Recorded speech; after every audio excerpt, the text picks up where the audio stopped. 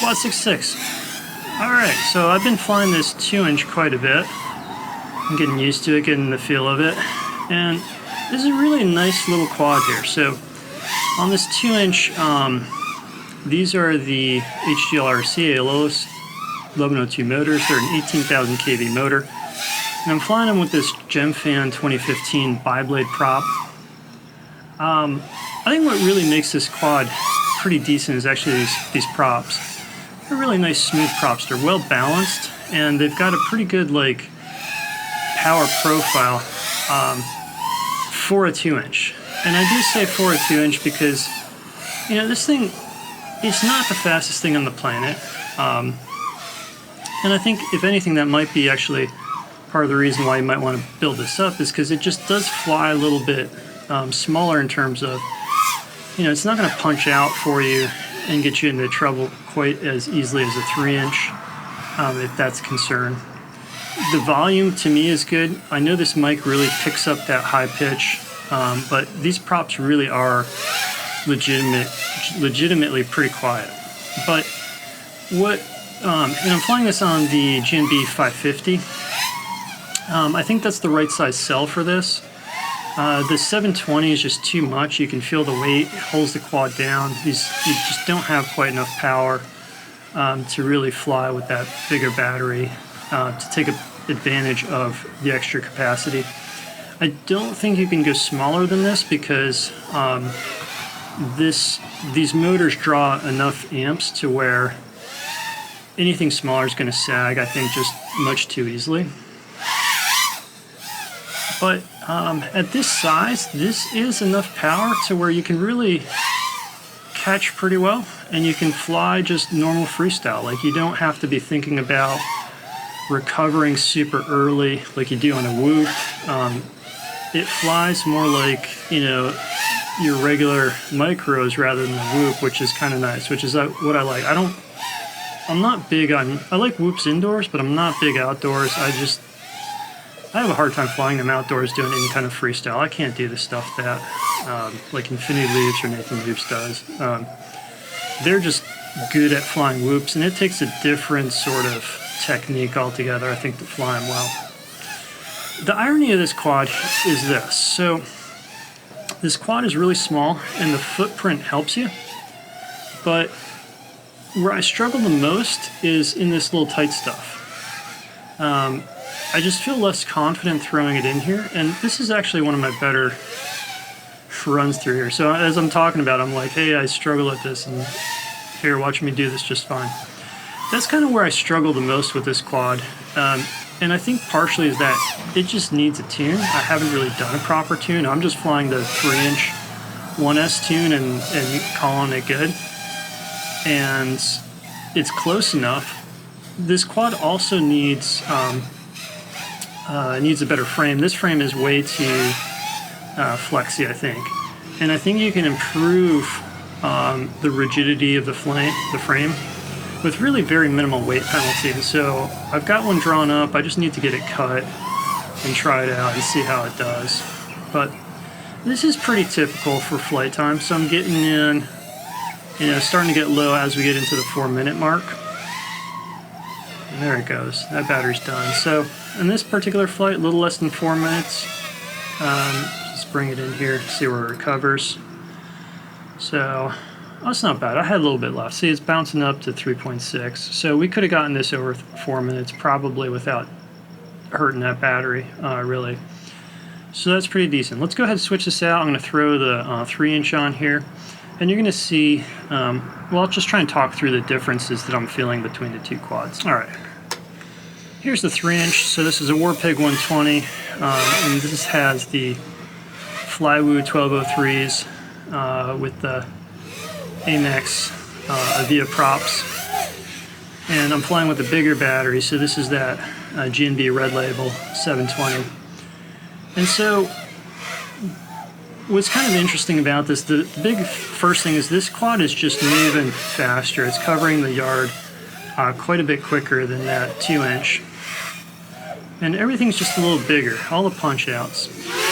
But the part that's kind of most interesting to me, and I'll probably mess this up as I try and demonstrate it, is that even though it's a bigger quad, because of the precision, I feel super comfortable kind of like throwing it in here and being able to like really fly it fast through this real tight stuff, even though the footprint is so much bigger. I feel just as comfortable on this quad. Actually, no, I'll take that back. I feel more comfortable on this quad, even though it's bigger, than I do on the 2-inch, even though it's got a much, much smaller footprint, and even though it air brakes better. So what I mean by air braking is that when you kind of level out, how far does the quad, or like kind of when you get off the throttle, you know, after kind of driving into a space, how far does the quad keep carrying after you come off of the power? And especially on the way I have the other quad built up with that kind of tall canopy, with that BI canopy from CNCdrones, it really slows down on you. As soon as you let off the throttle, it's just not going anywhere, versus this one's really, with the weight and better sort of density to frontal area kind of ratio, this one's going to kind of keep carrying and take you further. And despite all that, you know, I feel just as comfortable flying this quad in this small space as I do that 2-inch, which is pretty interesting. The other thing that's interesting too is that although these motors are quite a bit bigger, the volume's not bad, you know, because we're spinning these props, we're not spinning them faster. So it's, you know, I don't find that this quad is going to be as, like, it's not going to be a neighbor intrusiveness problem. Neither one is. Both quads are plenty quiet. Both quads I don't, you know, feel bad flying it, even if the neighbors are in the backyard, at least for a little while. But I think what you're going to start to see here, though, is just how we're going to have a little bit more power. And this might be one of these cells actually shorted very briefly, and this might be the weaker one now, because I'm seeing, you know, a little lower voltage than I would expect. On the 3-inch, it's definitely easier to get this out past 4 minutes than it is the 2-inch. And, you know, it's not a straight comparison. You know, it's a 720 battery versus a 550. But it shows you sort of that mechanical advantage of having the bigger prop and being able to manage a bigger weight and bigger battery, and take advantage of that in terms of both, you know, the power and the flight time. Now, in fairness, this quad weighs a lot more. So if Ryder was back here, or if the dogs were out here and I'm flying around and one of them surprises me, I would be much more concerned with this quad than the 2-inch. So, you know, if you're flying in a park or someplace that people might surprise you, I think the 2-inch is a far better option than this quad. This quad, you want to know that nobody's out here, nobody's actually going to accidentally step in front of it, because this quad weighs a lot. It's a big, heavy quad. It's powerful. You're not, if this thing hits you, it is not going to feel fun, I promise you. Maybe if you don't hit some critical area, yeah, it's not going to cause any like major damage, but I certainly would not want to take that risk. Versus, let's see, we're getting low here. A little bit of battery left, but you can see here we got it easily past, you know, 4 minutes 30, and honestly, this quad's not hard to get out to 5 minutes. But yeah, this quad, you know, with the little 2-inch, it weighs so much less that if you get into trouble with it, and you were to hit somebody, you know, that is much less likely to cause any kind of injury or anything like that. All right. Well, let's take them to the bench. I'll kind of go over it, finish that up, and we'll call it a video. All right, we're on the bench, so I can talk about some details, or at least think about them instead of flying. So let's talk about the motors and props. These motors are the HGLRC motors. They're the new Aeolus. They're 1102 motor. They're rated at 18,000 kV. The construction seems reasonable. It's not a one-piece design. It is a two-piece. You can see the difference between the two metals there. The notchiness of the magnets feels reasonable. I can feel a decent amount of notchiness as I kind of rotate them through. Probably my favorite feature of the motor, besides it being available, is that it's got a 1.5 millimeter shaft without any kind of C-clip on top. So that, which is a problem with a lot of the 1102s that were out there and are still out there in terms of the heavy models. Those C-clips are problematic because they put a little score line on the shaft, which leads to breakage. Also, it doesn't let you sit a prop flat down on it too, which is a problem if you need to do that. Things I don't like about these motors on the construction is really short wires. I tried to do these on a frame that would fit like 65mm props, and I just don't think it's going to happen. I think you're limited to, maybe you could get this onto 60mm, maybe 55. I think definitely 60 is going to be pushing it. But short motor wires, I've got the plugs cut off. They do come with plugs. And there's not an obvious PCB board. So if you have the PCB, you can switch out the motor wires pretty easily. I don't see it here. And I'm not about to tear that up and potentially damage the wires and ruin a motor. In terms of weights, let's throw these on the scale. So without the plug and very short wires, these weigh in right at 3 grams, 3.01. Show that to you right there. Which is okay. It's honestly not really, I wouldn't call it great, but it's, it's decent. The motor mounting, it's a whoop style, so it's got that 1.4mm screw on a 6.6 diameter circumference or diameter, yep. And that's a little bit limiting in terms of most of the screws we have on a lot of these micros is the M2s, and it's easier to find these in a lot of different lengths. So on the screws that come with this and most of those whoop screws, you're limited to like a 1.5mm thick frame. In terms of the props, these are those Gemfan. These are really nice props for their size. They're a 2-inch, they're 2015. They've been well balanced. All the ones I've tried have been nice and well balanced. They fit very tight on these shafts. I can't get them all the way down, and I cut them off to remove them when I have to change them out, which is not necessarily the worst thing in the world, as long as you can get on there, but that is a tight fit. I prefer tight than too loose, but it does make it so it's a little bit challenging to put them on, and you're certainly going to risk spinning the shaft inside the bell if you're trying to twist these off. So, and durability wise, these are good. They found a nice balance. These are plenty durable. I've been kind of bashing them around and they stay pretty nice shape for quite a while. So that's good. I like the props. So with how short these motor wires are, you really have to kind of build in this, like what I call Whoopster style. A lot of people call it toothpick style.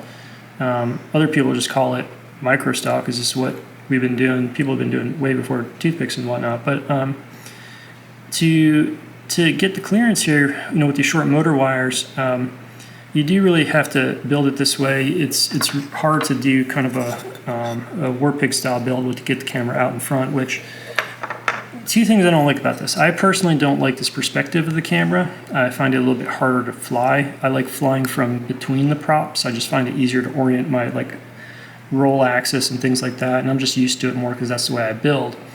The other thing that happens is this puts a big old sail up in the air, so as you come off throttle and you try to slide this along, this is going to catch more air and stop faster. So if you're looking for more throw, that's not advantageous in that regard. The other issue you have with the really short motor wires is you're going to have some potentially prop overlap. You can see it here on this frame.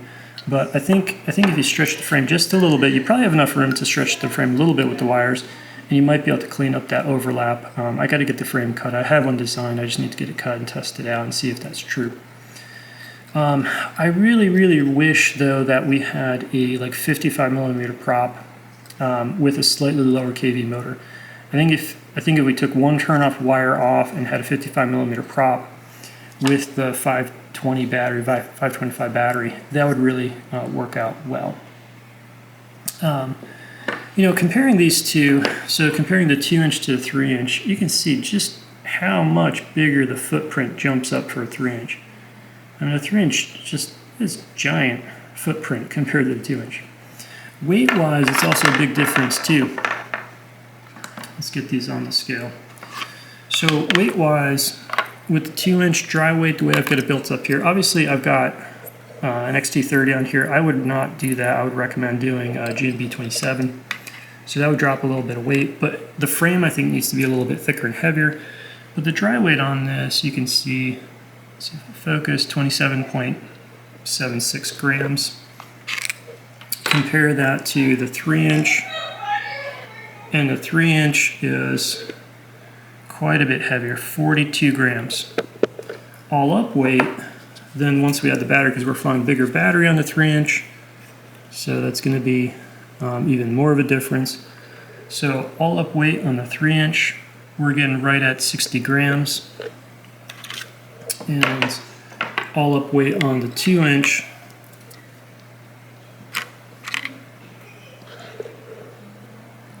$42 grams.